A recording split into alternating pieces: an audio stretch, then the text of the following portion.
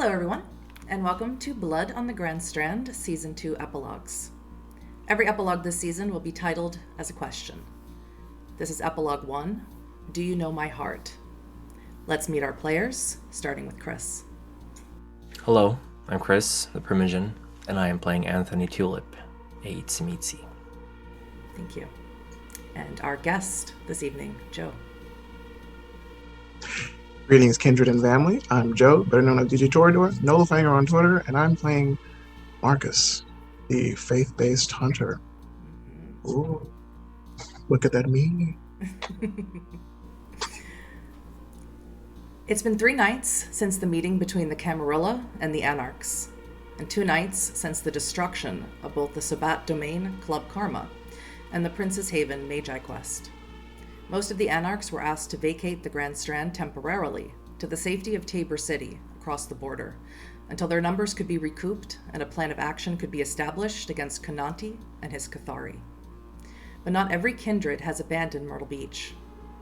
Anthony, right now you find yourself in the motel room you keep permanently rented, gathering anything you need for your meeting with Marcus. How are you feeling about this impending get-together? Apprehensive. I am not looking forward to this, but it's something that needs to be done. Is there anything in particular from your effects that you want to bring to this meeting? I'm bringing a photo, of course. The Polaroid. Yes. Now you know this Polaroid is a little bit damaged. It's been waterlogged from jumping into the Waccamaw River a few months ago, and it's been singed from the destruction of Pirate's Voyage. It's more what the photo represents rather than what's on it, so I'm bringing it with me. I'm also, of course, bringing a gun, just in case. And Large or small caliber? Small caliber. Silent. Nothing that stands out. Something that can fit in a pocket without being too obvious. So, a 22 perhaps. What about a Yes. silencer? I don't think I have a silencer, but if I do, then absolutely. I would say Anthony has acquired at least one in his own life. Then silencer bought as well. Not screwed on, but You tuck that in the back of your pants behind your shirt, pull your shirt down.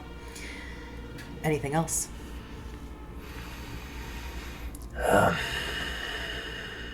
no.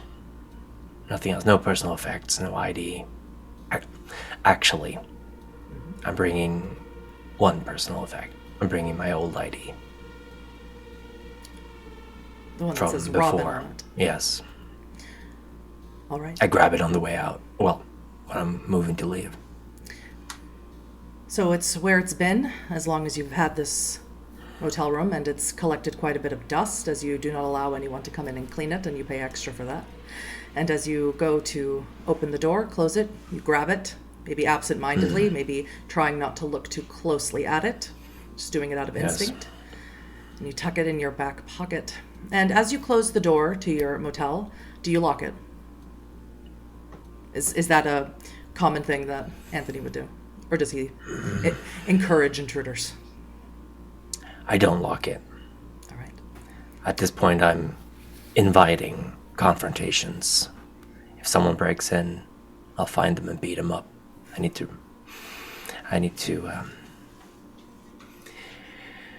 let out some steam anyway. Understood. Now, as you close it, you see that look down the hall towards where the stairs are, where you can head down into the parking lot, and you know that is, or was, Amber's motel room. And Amber no longer with us after the events of Club Karma. So as you head towards the stairway to head down to your Ford F-150, it's all dark in there, but you suddenly hear a loud bang, like someone has just knocked something over inside the dark apartment. I pause mid-step, glance over, see if there's any lights. As you glance over, you do see it looks like someone's using a torch from their cell phone.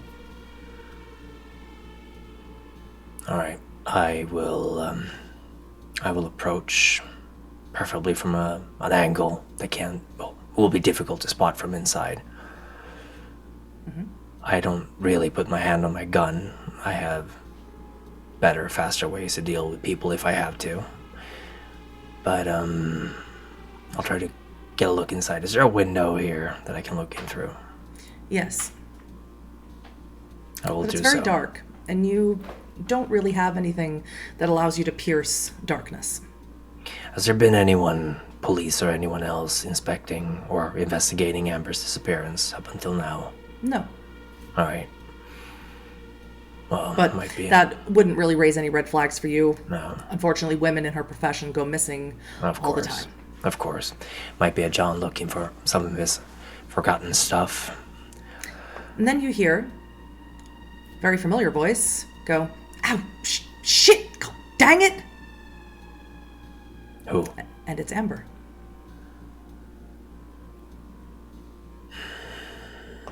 Alright. I will open the door. If it's open. If It's not open. You may knock, of course. I don't have your money, Murray. I'm just getting some of my stuff. I will Amber, settle it's the me. rent. Open the door. Hear a bit of shuffling. And Amber throws open the door. She has her phone still in her hand with the light on it. Well, hey, baby.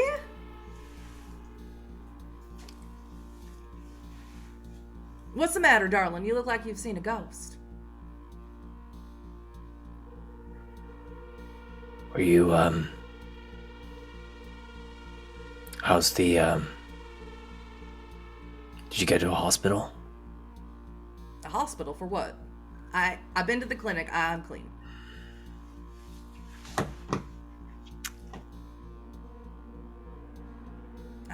Anthony, I really can't stay here very long. I am late on paying my rent, and as you can see, Murray done shut off the lights in here. I made an extra key though, and I know that's illegal, so don't tell him. And I just need to get some of my stuff so I can meet some of my friends and get the money to pay the rent. How much do you need?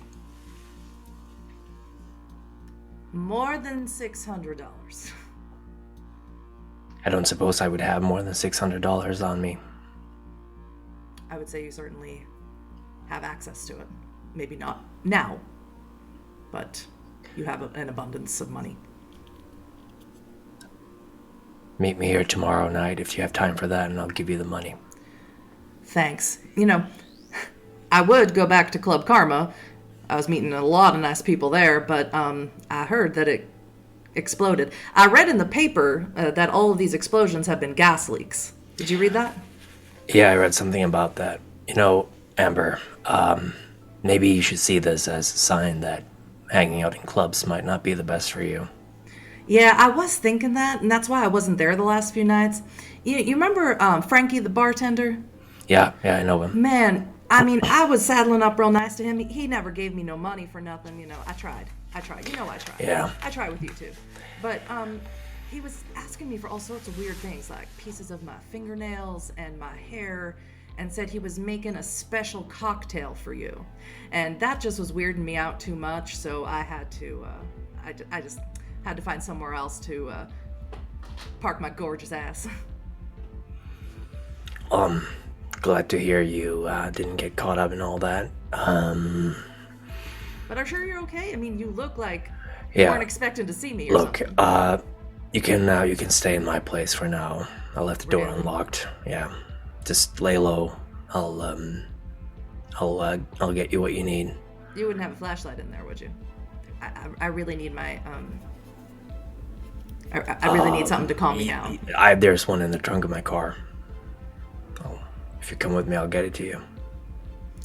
And she happily follows behind you. She closes the door, and she's wearing an outfit that she normally wears, something lacy and black and skimpy, and she's not wearing any shoes at the moment. No shoes. No. All right. Oh, But this is a beach town, and many people walk around without shoes. fair enough. I'm Amber, who?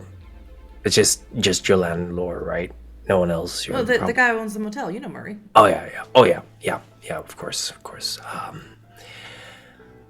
You planning to stay in Myrtle Beach after that, or are you moving on? I've lived in Myrtle Beach for, God, almost a decade now. I think I pretty much Why leave? set my roots. Yeah. Listen. You get my number, right? Of course. Yeah. I feel like I haven't really been around for you as a friend for a while. So, Well, darling, I know you're busy, and unfortunately, you don't partake of the services that I offer, no matter how many times I offer them. So, I understand. I mean, if it wasn't for the circumstances, Amber, I like you, but not that way. But just stay out of trouble. There's a lot of just between you and me. I don't think it's a coincidence. There's been a bunch of gas leaks happening simultaneously across town. I don't know. I honestly, I think this whole city is built on sand, so it doesn't really surprise me. No, but stay close to places that you're familiar with. I've told you a million times, Anthony, I don't need no one to protect me.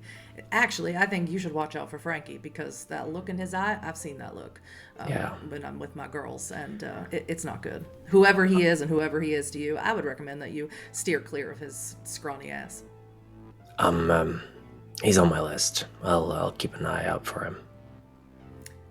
You reach into the flatbed of your pickup truck and you pull out a big industrial flashlight, yellow, and has a handle on it. Yeah. This is perfect. Yeah.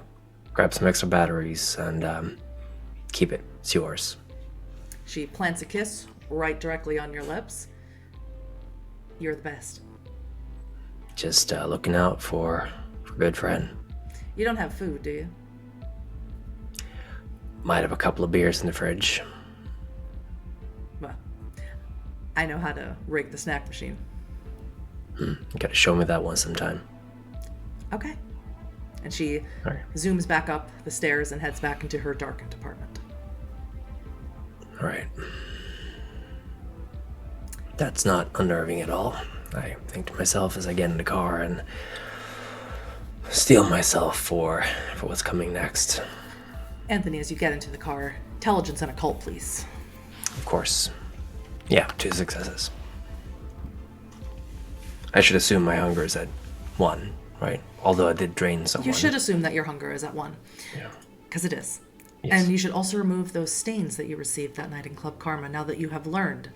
And with 2 successes on your roll, blood magic, or rather blood alchemy, is something completely foreign to you. In fact, you would, with that 2 successes, you would wager that for most kindred, blood alchemy is something completely foreign and perhaps unknowable to those of you who are full-blooded, or thick bloods, as Frankie likes to call you.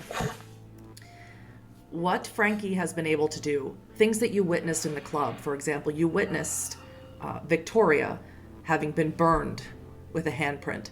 You witnessed Frankie use something, just his mental abilities, to force Hunter flying across the room. And you witnessed, apparently, Frankie creating an image of someone very important to you and forcing you to eliminate her at the detriment of your soul. Well, Frankie's got a kid to look out for, but you can still take care of a kid with a broken arm, so... Whether Frankie would make a good father is something else entirely. But as you get into the car and head to the destination that you told Stella to tell Marcus to meet you, Stella calls you on your cell phone. Yes. Hey, Anthony. I'm guarding you know who.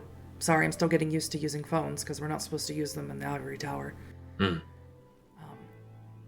I just wanted to apologize again for not being there when you needed me that night. I got held up at the Walmart. I'm sorry. There's nothing to apologize for. No, I should have been there. No. No. Anthony, you almost died. Hunter told me. without trying to sound tough or anything, the nights I've almost died lately are more than not. So whether or not you were there, I mean, I would have appreciated it, of course, but you have your priorities, and we made it out alive. So next time, let me know. Too bad the Camarilla didn't. Sorry? Too bad the Camarilla didn't make it out. Well, that's unfortunate for us and for them, but I'm sure they'll be able to fill the vacuum soon enough. They seem to be fond of this city, this region, so there'll be more. And then I'll stay here with Azaria. I won't leave her. I am nervous. You don't know her like I did, even though I only knew her a little bit. She has friends, powerful friends from Boston who come and visit her. There's one man, his Sombra, as far as she said, and he's someone important to the Boston court, and I am afraid he will come while you are gone, so please don't be gone very long. I'll be back before you know it. Please don't hurt Marcus. I don't intend to. I know I shouldn't have been talking to him. I shouldn't have been emailing him. But I think he's a good man. He is. He's a good man. Come back to me, okay? You're Yeah. the only person I have left.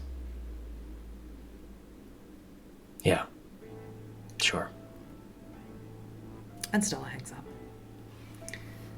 As you drive, Anthony, away from the motel and down Ocean Boulevard and heading into the boondocks area of Myrtle Beach, heading out past North Myrtle Beach, past Little River, and heading into Longs, where the street lights become less, the neon lights disappear completely, and it is all woods and maybe a smattering of palm trees, but nothing that really says to you that this is still part of the Grand Strand. What is on your mind as you pull into the gas station where you embraced your child? What's on my mind right now is that I look in the rear view mirror for a little bit.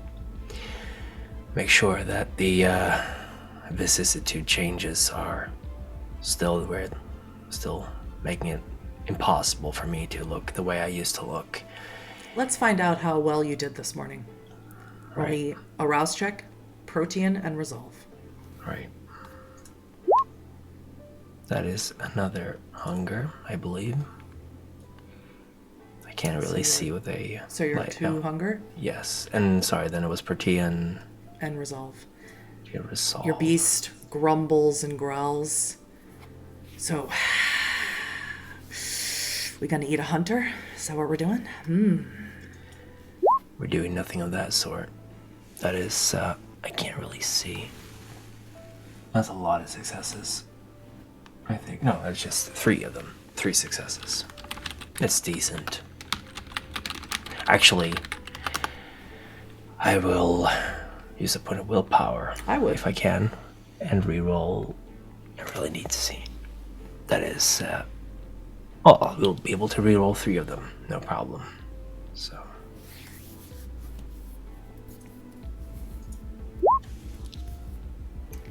Two more, so 5 successes. That's a little bit better. Everything is exactly how you like it to be. You look nothing like you did this morning, or this evening rather, when you woke. Perfect. Do you head into the gas station? I park some bit away from it. Preferably amongst other cars, if there are any, and then I walk. Marcus, you have been waiting here in the basement of this abandoned gas station, as per request by Stella. This is where Stella died, as she rescued you from the whoever had taken you. You think they were mafia blanks, whoever they were. This is where she died, and this is where Anthony turned her into an abomination. How are you feeling in this moment, knowing that Stella has arranged for you to meet again with Anthony. Disgusted, apprehensive, a little concerned, but bring it on. Now, let's discuss what you have with you. hmm Let's start first with what you're wearing around your neck.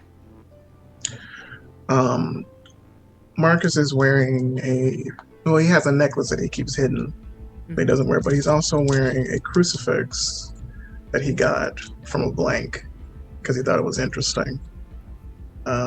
Yes, this particular blank was not like some of the other blanks that you've met, some of the other blank bodies. This one was more blatant in who they were. They weren't trying to hide who they were. They were killing indiscriminately in some major metropolis, maybe Chicago, maybe DC, can't remember exactly where. And, It's been a while. It's been a while. That was one of the earlier ones, wasn't it?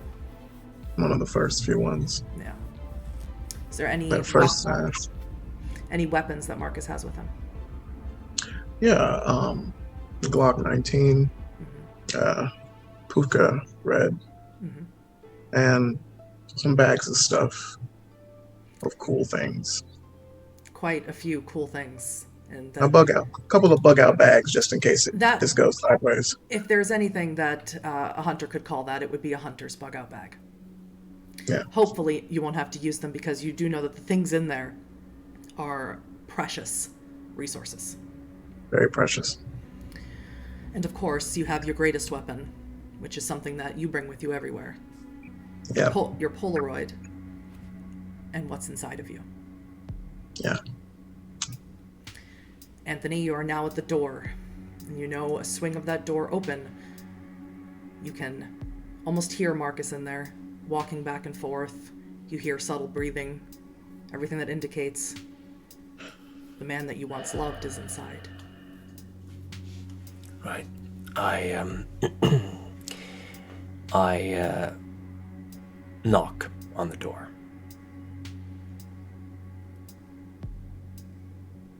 He'll stop.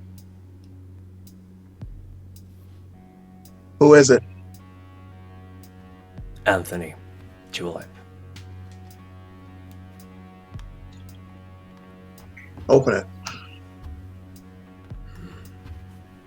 You swing it open, and this is the first time that you've seen Marcus not looking disheveled. The first time you saw him in the Grand Strand was when he was at the church.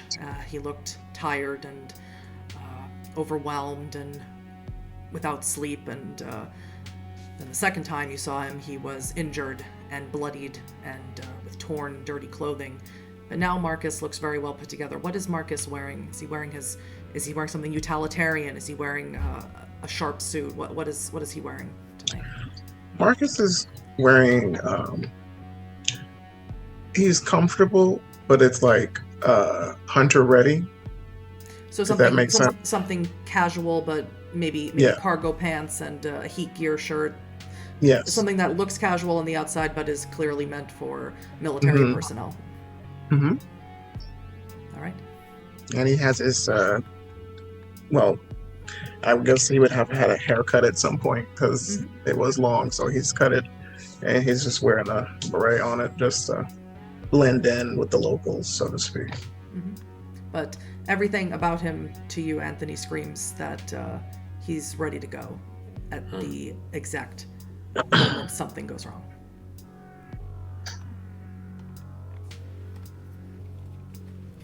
May I enter? Yeah. Step inside. Hands up, of course. Don't act suspicious, to the best of my ability.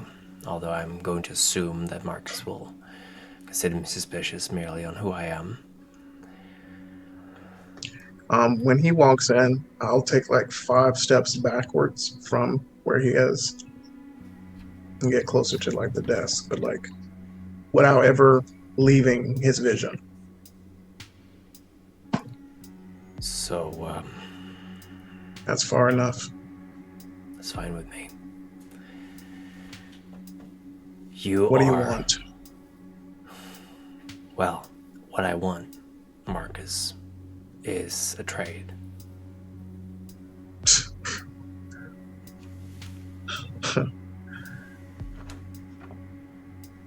Who are you to ask me for a trade, Blank?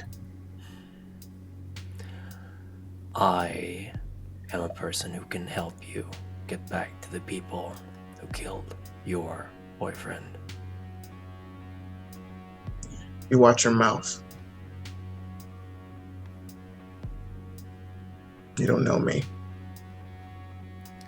Fair enough. Marcus. We'll make it more general then. 7 dice.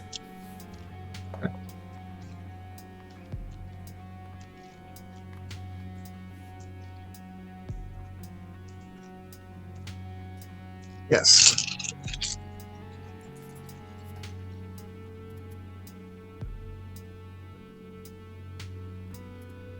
Three successes.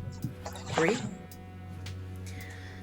You are self-aware enough to know that you cannot be mentally manipulated by blank bodies. And you also know that you have never discussed Robin to anyone ever.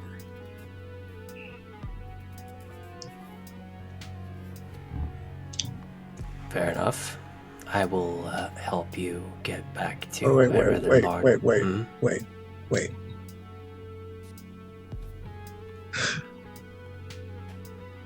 I know you guys can fuck with people's minds and shit, but that's fucking cold. My apologies. I figured I'd best hit with the big artilleries first to get your attention. How would you fucking know about that? Let's just say I happen to know the people who got him involved in all this. I'll back away. I'll drop the topic. Don't want to insult you. I think it's already fucking past time that. Yeah, I figured. You'll see him start to kind of like shake a little bit, but he's trying to hold it.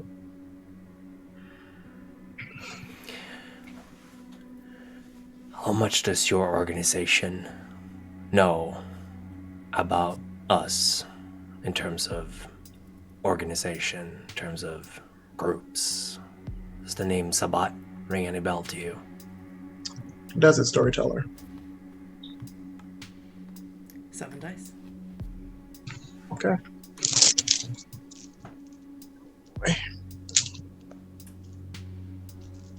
Mental is Marcus's strongest attribute. 6 successes. Why, yes, in fact, Sad does know about the Sabat. Sad does, maybe not Sad specifically, but your work with Sad over the last 20 years, you've come into contact many times with the different religious-based orgs, as you call them. And these ones have names for the blanks. They don't call them blanks like you do. They don't call them suckers like you do. They call them things like kindred. They talk about vitae, and they talk about factions.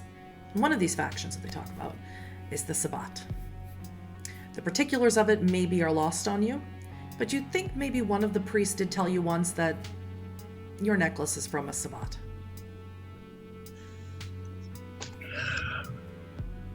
We're aware of your little factions, your little cliques. We're quite aware of that. Good. Because my trade offer is fairly simple.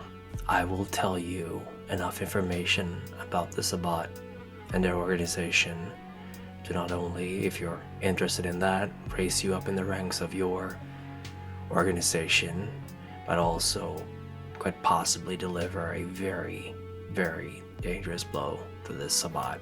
And the only thing I ask in return is that you let things in Myrtle Beach play out the way we want them to. And I can explain why if you want me to. But You got time. I do have time. That's good. I am not part of the Sabat. I used to be. What changed? The fact that I had the opportunity to leave them. They are the worst of our kind, and I know that probably sounds like a joke to you, but there are degrees of hell amongst our kind, and they are at the very bottom. You are probably aware of the destruction caused through Myrtle Beach and the vicinity in the last couple of nights. I'm gonna make a educated guess and say that was some of your doing.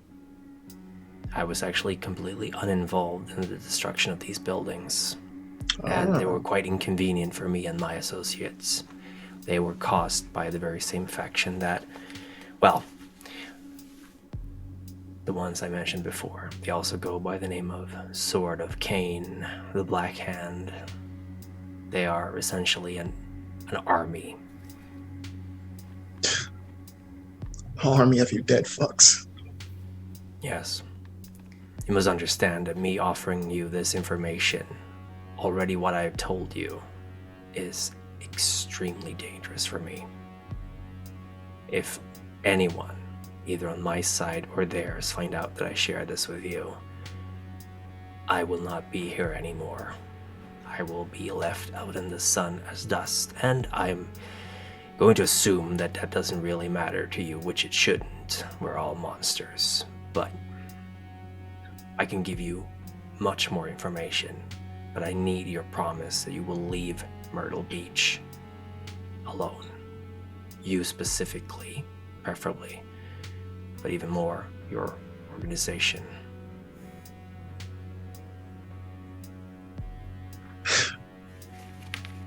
So that's what this is about. Yes, more or less. You really think I should go? Especially after what you did to Stella? I gave Stella a choice the moment she woke up. She couldn't consent to that. She was already dead. You could have fucking saved her, but you made her. I did save her. I gave her the opportunity to have a choice in the matter. If I had not done that, she would have died. That was not her choice. How do you fucking know? I've killed enough people to know when someone is beyond saving.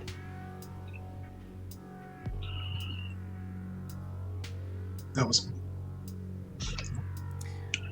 Marcus, at the mention of Anthony admitting that he's killed enough people to know what it's like to be beyond saving, makes you think about Robin.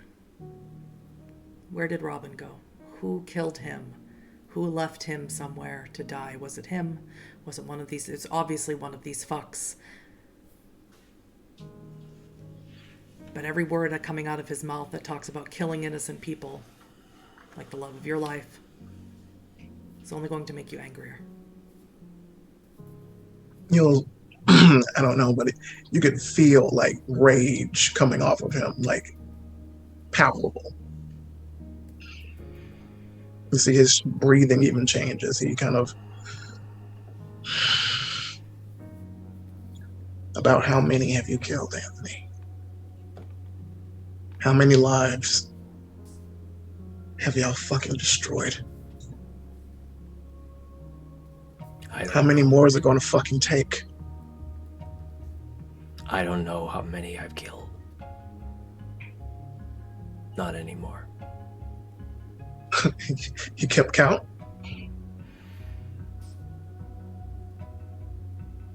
Yes, for a while I did. Fuck. Monster. Most fucking unclean, vile. It's alright. You can say how you feel. I feel the same way, believe it or not. To me, if you decided to kill me here and now, destroy me, I won't offer any resistance. You won't have the information I'm willing to give you. But I'll leave it up to you. I'm not proud of what I am. And I know you're not going to believe what I'm going to tell you now, but I've spent the majority of my time since I left the Sabbat, since I fled the Sabbat, track down and kill as many of our kind as I've been able to and been able to get away with, because I agree with you. Fucking blank. Hard to believe I was a person once, right? How? Who? How? Who? How were you a person to be such? They do a thing to you, the Sabbat. They turn Go you, on. and then they bury you beneath 6 feet of dirt. And they watch as you claw your way out. Have you ever seen one of our kind when we lose control? Yes. Yeah. Imagine a dozen of us clawing our way out of the dirt, screaming for blood. And there just happens to be a couple of people tied up nearby. Or even better yet, not at all. They throw us in a van and then drop us off in the middle of a street. Or inside of a building, office building. I've been on both ends of that. Marcus looks like he's about to vomit. Marcus, this is bringing up a lot of deep feelings for you. In fact, the night that the Society of Leopold priests that you don't particularly like because they're quite zealous and they keep insisting that your abilities come from God, and they keep insisting that you join their ranks and follow them into the light, and you've refused them all these years. Your awakening to whatever it is that you're able to put forth came from a night such as that, searching for Robin. You stayed in New York for days, for weeks. You refused to leave until you found him, and you came across such a mass grave of kindred who crawled their way out, and it was only the power of whatever is inside of you that repelled them enough for you to be able to escape, and what confirmed to you that there are monsters in this world that need to be destroyed. Marcus grabs the rosary and he just like clutches it really tightly and starts playing with the beads on it.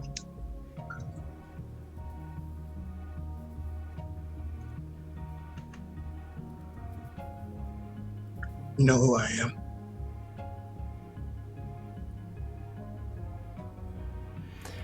I have a general idea.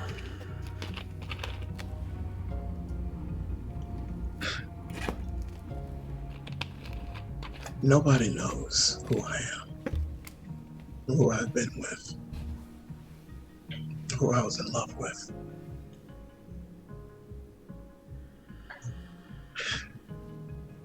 How could you possibly know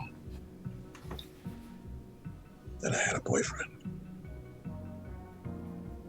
Because they turned Robin. He and I turned at the same time. We're in the same grave. He told me about you. Fuck you. It's a fucking lie.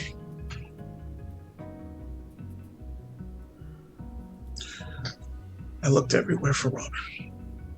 The fact that you know his fucking name.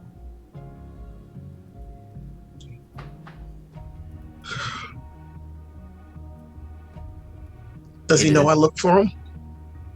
He didn't know. He didn't live for very long, but he never did what they told him to do. He refused. They killed him.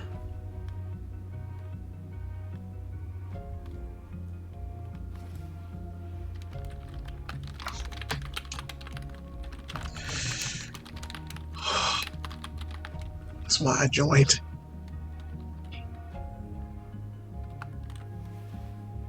My Robin, my little wing. I looked everywhere for him. I didn't sleep. I didn't eat. High and low, I looked for him. I talked to everybody I could find. I did all the reports. I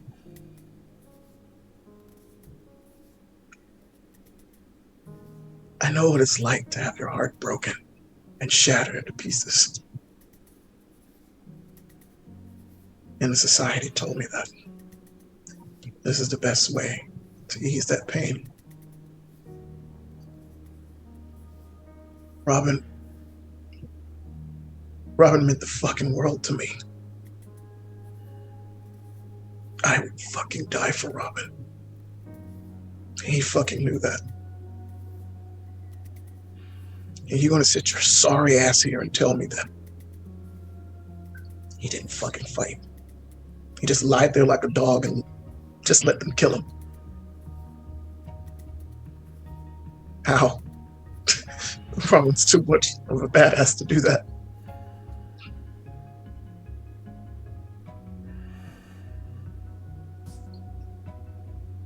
He is visibly shaking.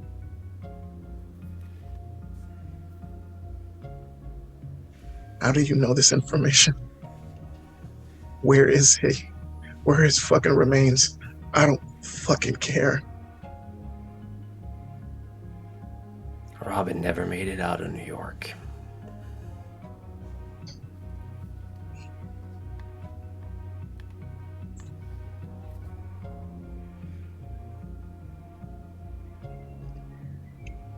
He pick up the Polaroid and he'll just start silently praying to it.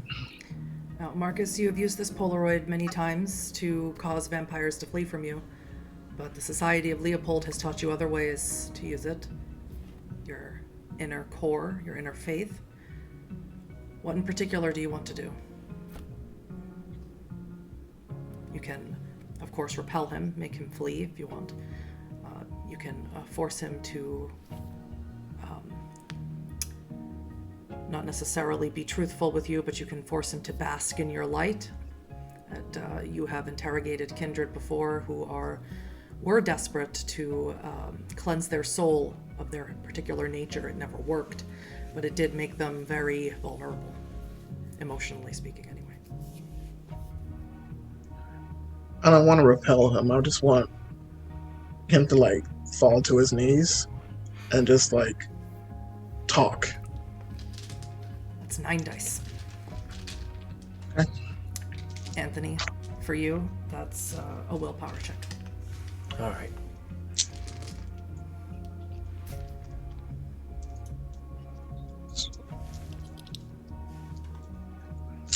Oh.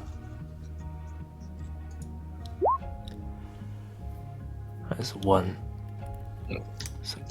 5. 1 success for me. So, the prayers that you've settled on, Marcus, have been prayers by the Saint Thomas.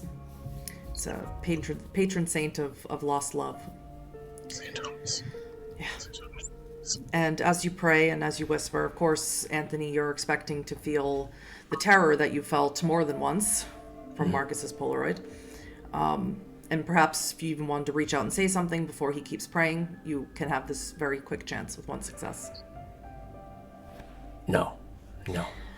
And without saying anything, instead you fall to your knees in front of him. You feel compelled to, ingratiate's not the word, but you feel like you must be lower than him. It's a very strange feeling. It's and as you look at him, it's almost like he's being basked with some sort of inner light.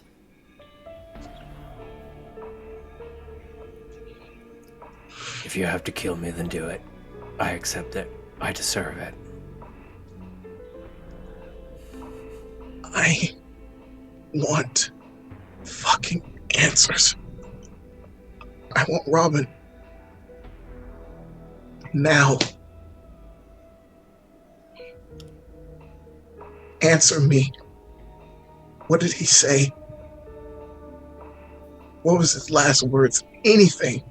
If he fucking died. Do I feel compelled to tell the truth? With every question, you need to make a willpower roll. You're rolling against 5. All right. I try to resist. That's 2 successes, so that's far from it. I'm not going to hang up on technicalities here, so I'm just going to say... Well, let's be clear here. Marcus, give me a very specific question.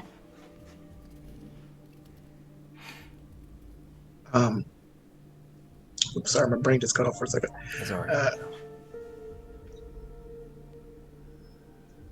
When did they take him?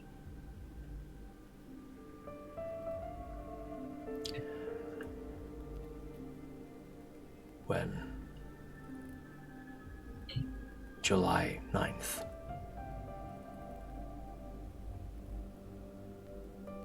That's 1999, I believe. Yes. So the day I got home from work late, they took him. Yes. He was on his way to his store to buy things to make. He was going to surprise you with dinner. Fuck. Marcus, with 5 successes, I will allow only 2 more questions before you would have to resume praying and make a check. Where is Robin now? Ashes or not? Willpower roll, Anthony. Against 5.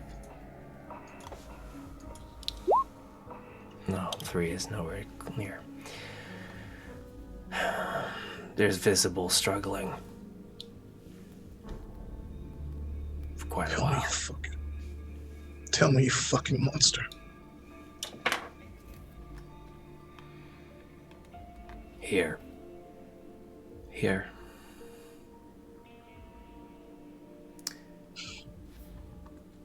Marcus, before you ask your last question, 7 dice, please.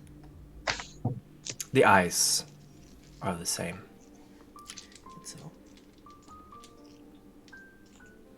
looking for at least 3 successes. I'm sorry? Looking for at least 3 successes. You are immortal, so there is no willpower for you to spend. 4.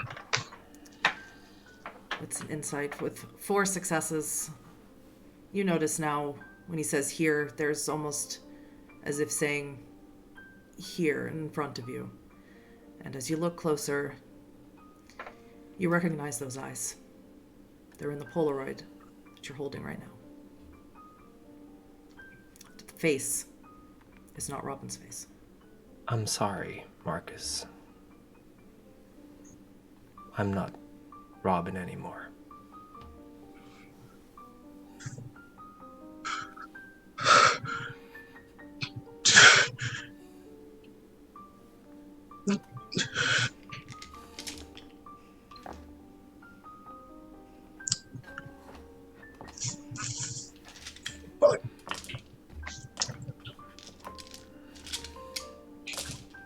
I didn't want to tell you.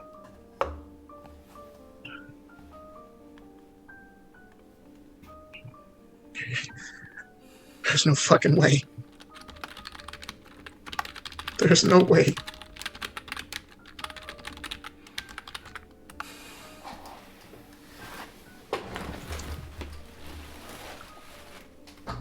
There's no way you're my little wing.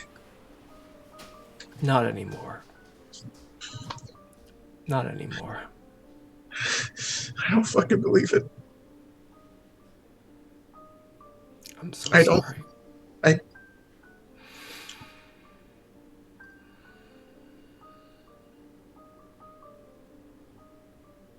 All right. This is a fucking sick fucking joke that you guys do. I know what you guys are capable of. There's no fucking way that you're Robin. And you've been here. You've been... All right, no. I won't accept this, no. All right, it's your fucking Robin.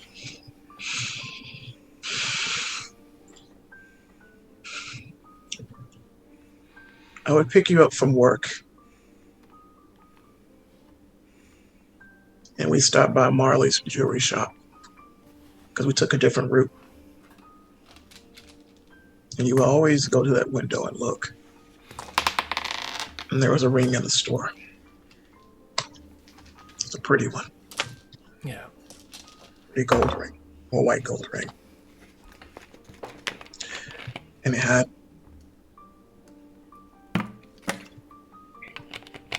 these very uncommon stones in it. You even tried it on, and it fit you like a glove. You always said, you'd look nice in it, and you would wear it, but it's so expensive. And I told you, one day I'd marry you, ask you.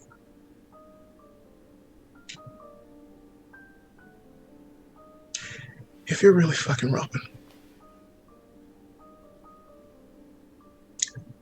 The stones were diamonds, but they weren't the conventional color. Rose diamonds. They were rose. He'll pull his necklace out from his shirt, and he still has the ring attached to it.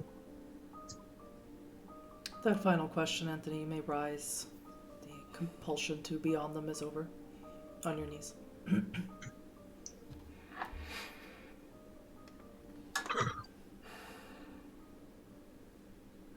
Get the fuck up. I can't.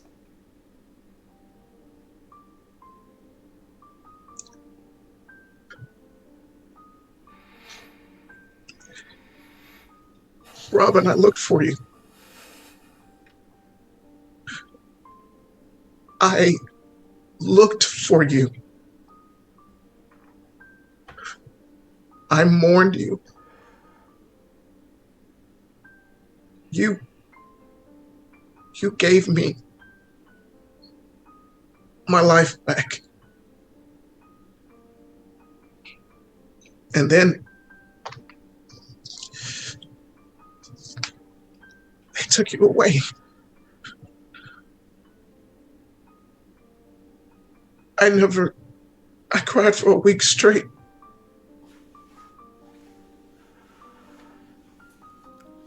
I left the stuff on the table just as you left it.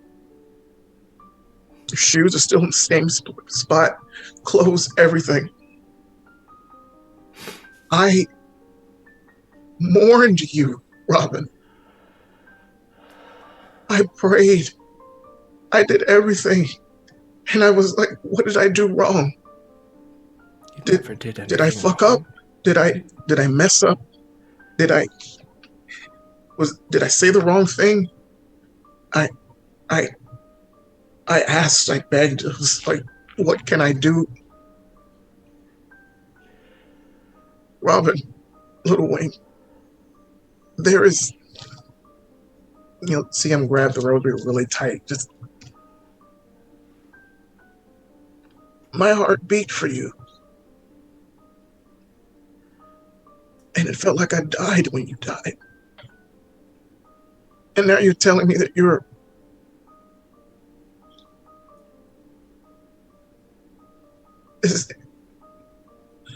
I still love you.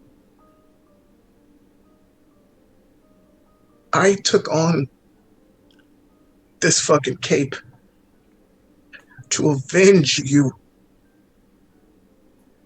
Because monsters do exist. They're under the bed. They're in the closet. They're in the sewer. They're in the fucking government.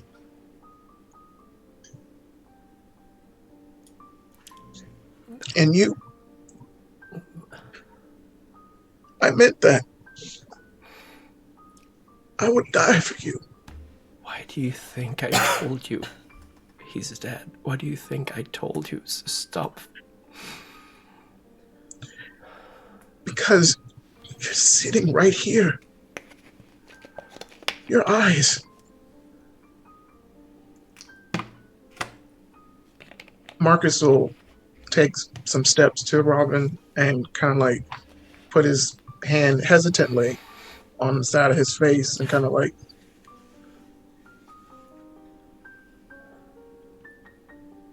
it fucking is you. What did they do to you?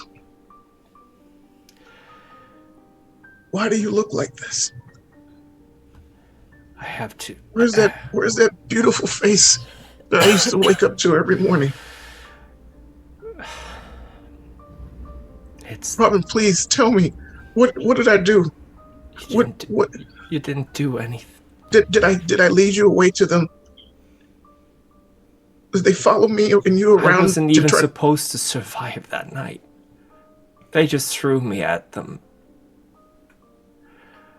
I had to kill so many. I had to do so many things. You don't have to do it anymore. You don't understand. You don't understand. If I don't do this, it's gonna be worse. Help me understand.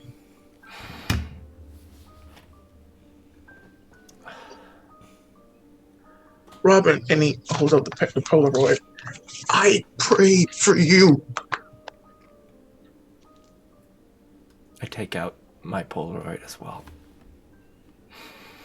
And it is the same one. Of course, it is the both of you on the New York ferry at sunset, the last sunset that you shared together. Robin's is a little bit more singed and waterlogged, but it is the same picture. Just forget about me, Marcus. How can I fucking forget? Because I'm not Robin anymore. No. Say it. Say it. Please. You want me to beg? Rob. You want me to beg? And he'll get on his knees. Say it. I love you, Marcus, but I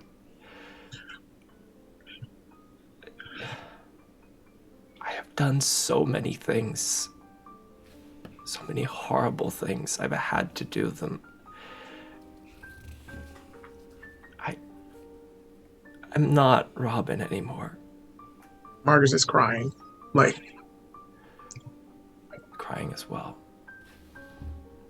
Streaks of red.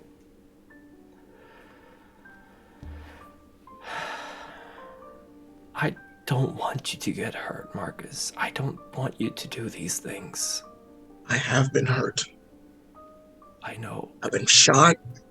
I've been hit. I've been arrested. Thrown away. But I was able to get out. Fucking trumped up shit.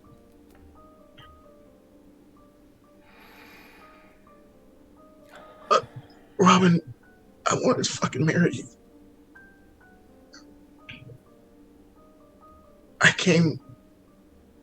I bought the ring and everything. Yeah, sure, it cost me a bit of a salary. But I didn't fucking care. Because you were there, and I was going to get on one knee and ask. The worst thing you would have told me was no. I carried it with me. I would have never said no. You were the only one for me. I just can't believe this. At that moment, Marcus, your phone beeps, and it is one of your fellow SAD agents. Mm-hmm. Of course, you went to Myrtle Beach alone against the wishes of the higher-ups, but they allowed it eventually, and they are asking for an ETA on when they should begin the operation. Is a text? Yes. I'll text back. I'll pull out my phone, just quickly say, hold back, still doing reconnaissance.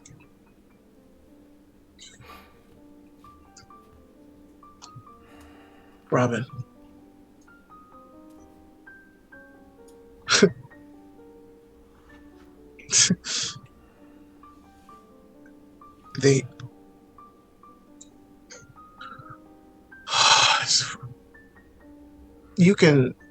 His whole world is coming crashing down on top of him. It's so good to see your name again. I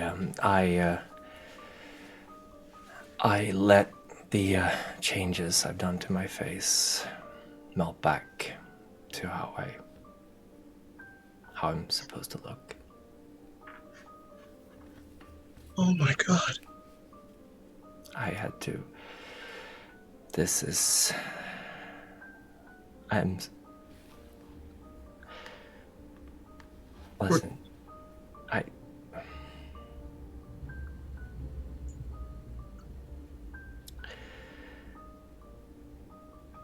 You are right, Marcus. I'm a monster right now. Not from what I am, but from what I've done. And I'm trying to fix that. I'm trying to set things right. But there are real monsters. The ones I talked about, the Sabbat, they don't even care about hiding who they are. They don't even care about who lives or who dies. I see. Look what they did to you. I shouldn't even be alive anymore. I But ran you away are. from them. But you are. You're in front of me. Another text comes through, Marcus. Mm-hmm. Gladius Day will not wait long. Okay. He'll look at it and he'll close his phone back. You are aware Look. that the Gladius Day are the elite Mm-hmm. extermination unit. I will tell you everything I know. Everything. But you have to promise to get out of this when you can. You will die doing this. I can't live with that. So you'll just shove me away again?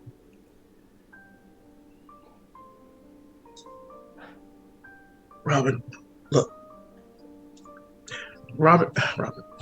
Marcus will get up off of his knees and he'll kind of like put his hands and kind of lift Robin up, and he will hug him very tightly. And you can feel like the tears on his warm tears on your cold neck. Just look, Robin, I love you. I still love you. I told you I will do anything in my power to make sure you're okay. And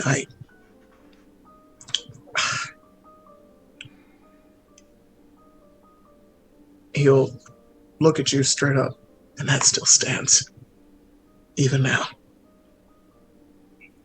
I'd die for you too, Marcus. You know that. But you don't have to. You're here now. You're already alive. Dead. This can't be changed. I drink blood to survive. Okay. That's okay. You Right. think any of the people you are with are going to let me walk away?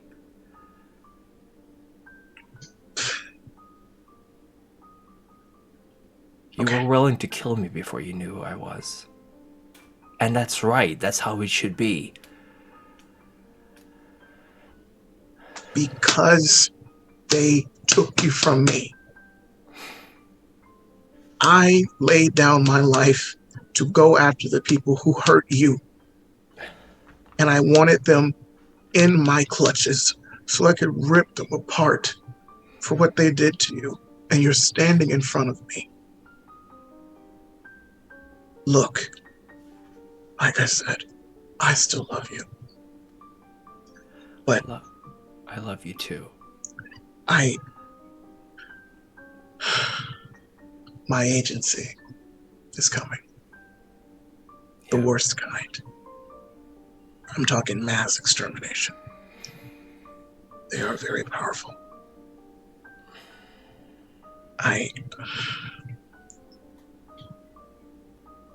Okay.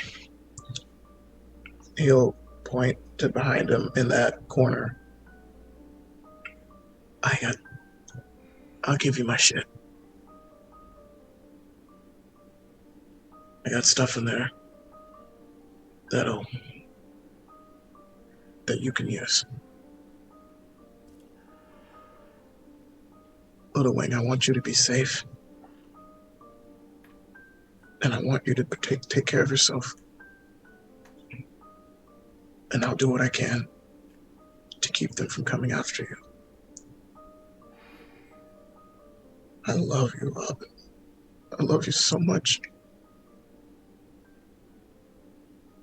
And he'll kind of loosen himself and go to the corner, bring out a couple of the sacks, and he'll set them down and open them. And he's like,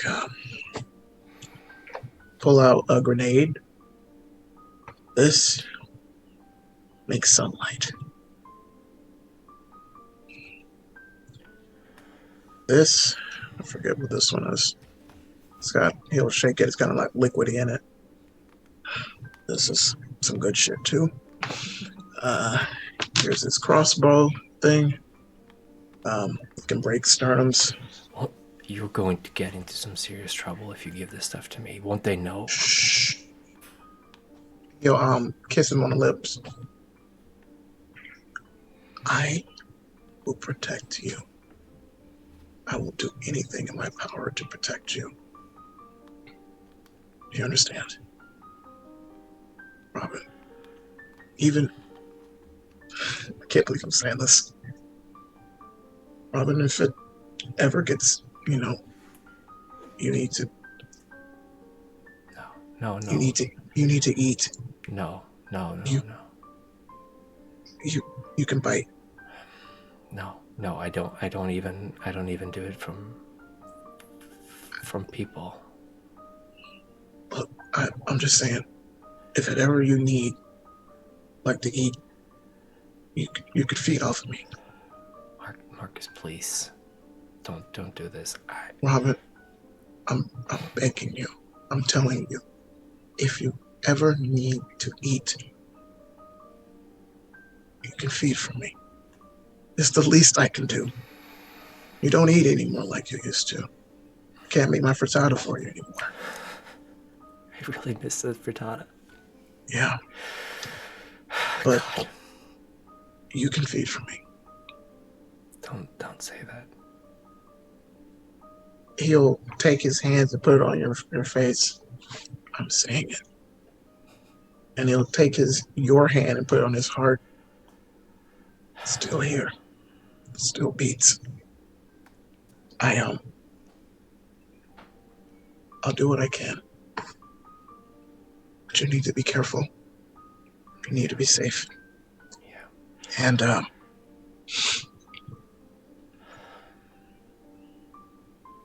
you know what? Even if I ever get so hurt,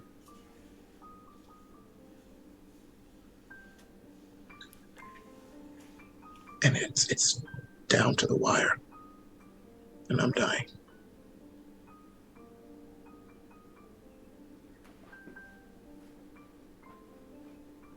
No, I would never do that to you.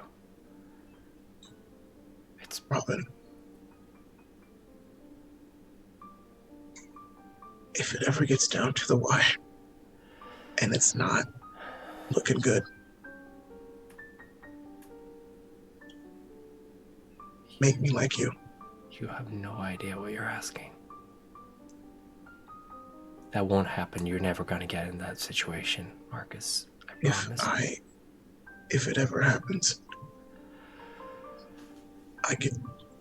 we get to be together forever, like we promised. I need to get out of here. The silence is broken by Marcus, your phone ringing. Okay.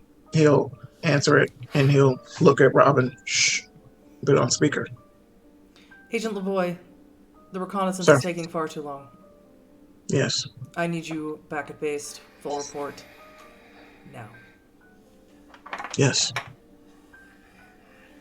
And I mean now. Okay. And he hangs I'll up. be there.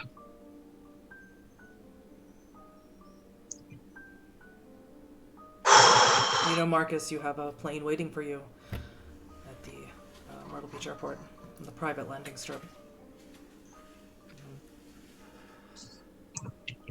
Robin. He'll reach into his pocket and he'll pass him a cell phone. I'll take it. I'll take it. That has my number on it.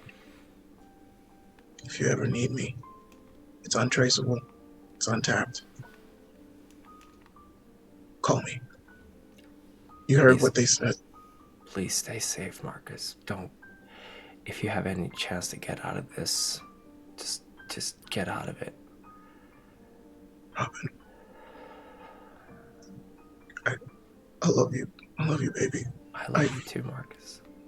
I love you so much. And he will reach in his necklace, take off the necklace, and put the ring and slide it on Robin's married finger. Fuck. This thing was 3 months' salary. It's still yours. Could have given me a beer. I don't know. I don't even know. It's not you. So I gotta go. If you need me, call me. I love you. I love you too.